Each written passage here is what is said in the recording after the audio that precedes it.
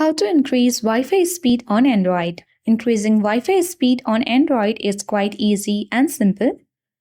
Open Settings on your device. Tap Wi-Fi. Choose the saved networks and tap on the connected network. Now tap I button next to it. Scroll a bit down. Select IP settings and choose Static. Scroll down. Remove the first and second DNS.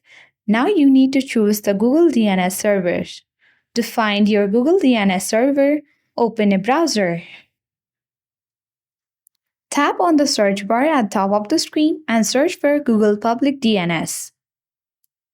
Now on this result section, select the first link that says Public DNS. Scroll a bit down. Now it will show you the Google Public DNS server.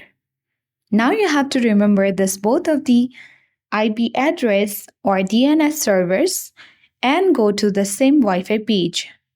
Remove the first and second DNS and add the same DNS stored on the Google server. Once you have done that, you need to restart your device as well as your router. Once you have done that, it will definitely increase Wi-Fi speed on Android. I hope this video was helpful. If it was, then do like, share, comment on this video. Thank you for watching and see you in the next video.